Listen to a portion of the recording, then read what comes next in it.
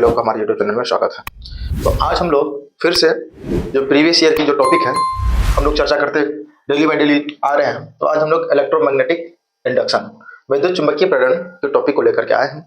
इससे पहले हम लोग मैग्नेटिज्म को चुंबकत्व को हम लोग चर्चा किए थे, तो उसमें से आप लोगों ने बहुत सारा प्यार दिए थे और सबको ही वीडियो को देख करके कलम कॉपी में तो नोट्स बना ही रहे हैं। तो चलिए, तो आज हम लोग चुंबकीय फ्लक्स को देखते हैं। मैग्नेटिक फ्लक्स, मैग्नेटिक फ्लक्स होता क्या है, ये फाई होता है। फाई इक्वल्स टू क्या, B dot A, where B is चुंबकीय क्षेत्र और ए एक क्षेत्रफल है, ठीक है। तो मात्रक इसकी जो होता है वो वेबर होता है। मात्रक क्या होता है, वेबर।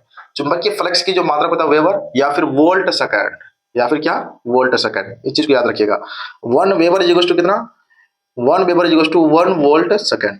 एक वेबर किसके बराबर होगा, 1 वोल्ट सेकंड के बराबर होगा। इसमें से आपको भर भर के सवाल पूछता है कि चुंबकीय फ्लक्स की मात्रक क्या है, चुंबकीय फ्लक्स की फार्मूला, चुंबकीय फ्लक्स की विमा कौन सी राशि है। इस टाइप के सवाल पूछता है कि चुंबकीय फ्लक्स की मात्रक क्या है, तो आपको वेबर याद रखना है। निम्न में से कौन चुंबकीय फ्लक्स की मात्रक है। तो सवाल आप लोग को दिमाग में बनने के लिए आना चाहिए कि किस टाइप से सवाल बन सकता है, ये आपको आना चाहिए। अगला देखिए, विमा। विमा क्या है, डायमेंशन, इसका dimension formula ml² t-2 m-1, इसकी विमा है ml² t-2 m-1। और राशि इसकी कौन सी राशि है, अदिश राशि है। ये कौन सी राशि है, अदिश राशि है। अब चलिए अगला, फैराडे का नियम। फैराडे का नियम समझिएगा।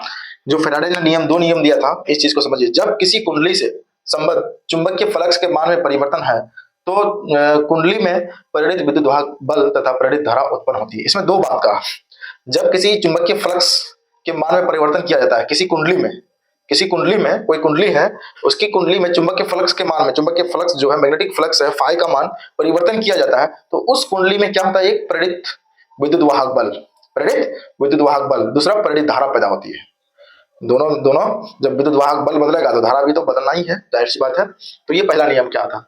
दूसरा नियम क्या था कि कुंडली में उत्पन्न प्रेरित विद्युत वाहक बल, समझिए यहाँ पर क्या कहा कि कुंडली में उत्पन्न प्रेरित विद्युत वाहक बल फ्लक्स में परिवर्तन की दर के समानुपाती होता है।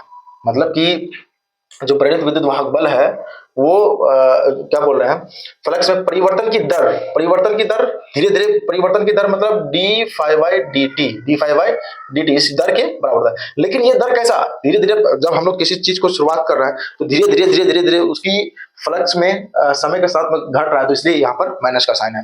हम लोग तो क्वेश्चन बनाने का हम लोग पॉजिटिव ही लेके चलेंगे, लेकिन यहाँ पर क्या लेके चलेंगे, हम लोग माइनस लेकर चलेंगे। तो ई बराबर कितना, माइनस d∅dt।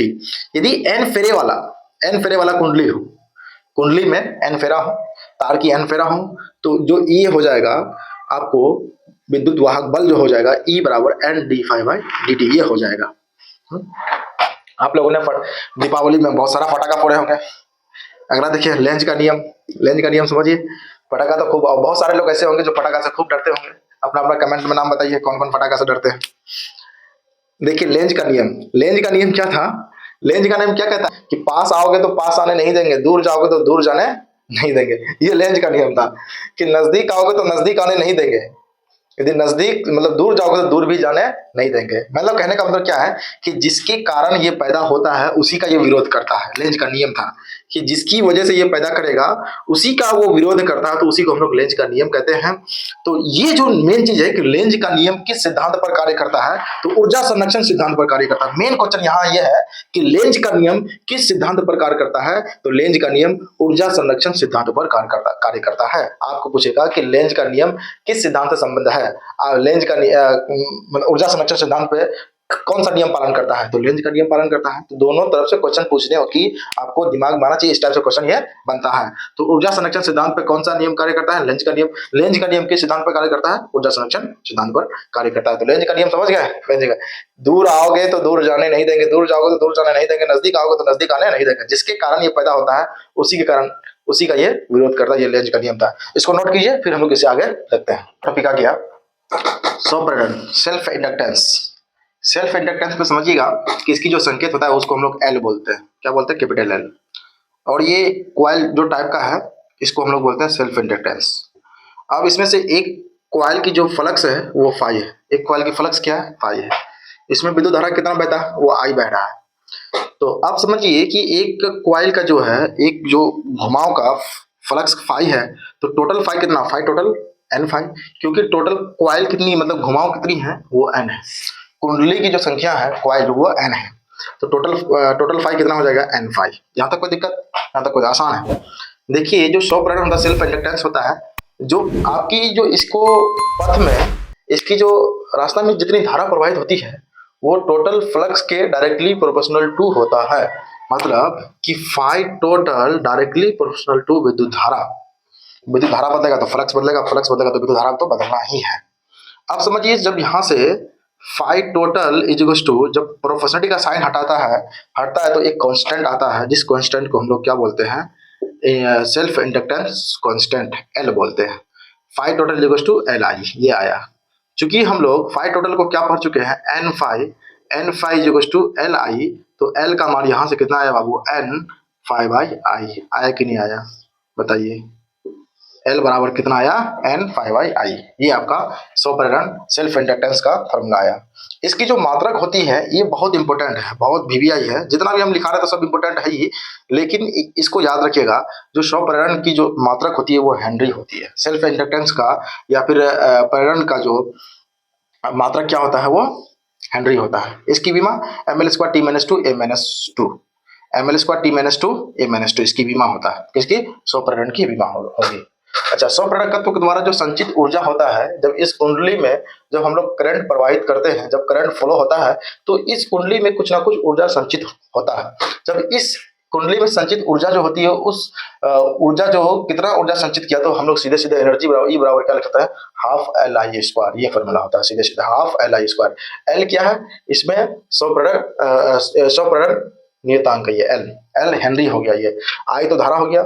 अच्छा, अब लास्ट टॉपिक समझिए भंवर धारा के उपयोग। अब भंवर धारा का उपयोग हम लोग क्या करते हैं, इसको हम लोग ईडी करंट बोलते हैं। ईडी करंट का उपयोग जो होता है वो चंड कुंडली में, मूविंग कॉइल में होता है। जो लिखिए बस इतना ही पूछेगा आपको कि भंवर धारा के उपयोग को लिखिए, या भंवर धारा के कहाँ का उपयोग किया जाता है, तो मूविंग कॉइल में चंड कुंडली में किया जाता है। इसका उपयोग प्रेरण भट्टी में किया जाता है, किसमें, प्रेरण भट्टी में, और इसका उपयोग प्रेरण मोटर में भी किया जाता है। ये था आपका टॉपिक। अब क्वेश्चन समझिए, क्वेश्चन जो बिहार बोर्ड में 2018 में पूछा हुआ सवाल था ये, लेकिन बहुत अच्छा क्वेश्चन है। इस चीज को समझिएगा कि प्रतिरोध R बराबर 10 ओम है, अच्छा, और चुंबकीय फ्लक्स फाई बराबर 6t square minus 5t plus 1, यहाँ तक कोई दिक्कत, फ्लक्स का मान दिया हुआ, t बराबर कितना सेकंड कह रहा है, 0.25 सेकंड में, 0.25 सेकंड में t बराबर मान। विद्युत धारा जो I है, I का मान कह रहा है कि I का मान क्या होगा। आप समझिए कि हमको यहाँ से जो है, एक तो हमको ये मालूम है, प्रतिरोध मालूम है, प्रतिरोध हम लोग रेसिस्टेंस हम लोग को मालूम है, लेकिन उसमें से आपको निकालना क्या है, आपको धारा पहुंचना है। तो प्रतिरोध दिया हुआ है, आपको धारा तक पहुंचना, तो उससे पहले आपको निकालना होगा, आपको विभव निकालना होगा, विभव के बारे में सोचना होगा कि विभव कैसे निकलेगा, नहीं था। लेकिन जब विभव को जानने से पहले हम लोग जब फैराडे का जो नियम समझे, दूसरा नियम फैराडे का क्या था, कि यही था कि विभव बराबर minus D phi by D T, यही था ना, minus D phi by D T, यही था। अच्छी बात है। देखिए ई बराबर, ई क्या है, विद्युत वाहक बल। विद्युत वाहक बल में बोले तो ये वोल्ट ही है, विभव ही है, ये एक ऐसा बल है जिसकी मात्रा वोल्ट होता है, विद्युत वाहक बल। माइनस डी फाई, फाई का मान कितना दिया हुआ देखिए तो 6t square minus 5t plus 1 divided by कितना, dt। हम लोग जो इसका मान लेकर चलेंगे वो मैग्नीट्यूड में लेकर चलेंगे, पॉजिटिव में लेकर चलेंगे, ना कि नेगेटिव में। विभव कभी नेगेटिव नहीं होता है। अच्छा, आप समझिए कि इसका जो ये क्या होगा, जब इसको हटा दिए तो यहाँ से कितना आ जाएगा, समझिएगा, ये तो माइनस है तो प्लस होना ही है। अब समझिए छेदना, इसका जो डिफ्रेंसिएशन, अवकलन क्या होगा कि 2 को इससे गुना हो जाएगा, छेदना 12, 2 में घट जाएगा तो 1 बचेगा, टी पर स्क्वायर है तो 1 बचा, तो टी लिखा, माइनस यहाँ पर बचा कितना, 5 इंटू 1 है पावर, इसका कुछ तो 1 है, 5 गुना करेंगे तो 5, फिर ये 0 घट गया तो टी पर पावर 0 का मान 1, ये तो 5 ही रहेगा। ठीक है, यहाँ तक कोई दिक्कत नहीं। लेकिन टी का मान क्या यूज करने बोल रहा है, टी का मान यूज करने बोल रहा है, यहाँ पर टी का मान यूज करने वाला 0.25 सेकंड। अब देखिए ई का मान कितना निकलेगा, 12 गुना 0.25 माइनस 5, इसको मोड दे दीजिए, तो ई बराबर कितना आ जाएगा बाबू, इसको जब मल्टीप्लाई करेंगे तो यहाँ से किया जाए तो इसका मान लगभग, देखिए यहाँ से पॉइंट हटेगा तो 00 आ जाएगा। ये देखिए 12 5 60, 12 24, 24 और 6 30, 30 बाई कितना 100 माइनस 5 मोड, देखिए 00 चला गया, तो ई का मान कितना आया 3 माइनस 5, तो ई का मान आ गया 2 वोल्ट। ई का मान कितना आया 2 वोल्ट, मतलब विभव का मान कितना आया टू वोल्ट। तो हम लोग जब विभव मालूम से हो गया तो V बराबर हम लोग क्या पढ़ चुके हैं, V बराबर IR। तो ये V भी लिख सकते हैं, कोई दिक्कत वाली बात नहीं है। तो देखिए अगला V बराबर IR, तो हमको I निकाला है, तो I बराबर कितना, V बटे R। तो V का मान कितना निकाले आपने, 2 बटे R का मान कितना दिया हुआ, देखिए R का मान 10 डालेंगे यहाँ पर, तो I बराबर कितना आ जाएगा 0.2 एम्पियर। ये आपका आंसर आएगा। इस टाइप से ये सवाल क्वेश्चन क्या होगा, सोल्व होगा। तो बहुत आसान तरीका से हम लोग बताए हैं। तो आप लोग अपने पढ़ाई लिखाई में जी जान लगा दीजिए, बहुत कम समय बचा हुआ है, हम लोग आप लोग के साथ में है। आप लोग का जितना भी 11 टॉपिक लिखा है उन 11 टॉपिक को हम कवर अप करा देंगे। तो ये वीडियो कैसा लगा, बहुत अच्छा लगा तो अपने दोस्तों के साथ शेयर जरूर करें और हमारे यूट्यूब चैनल को सब्सक्राइब जरूर करें। धन्यवाद।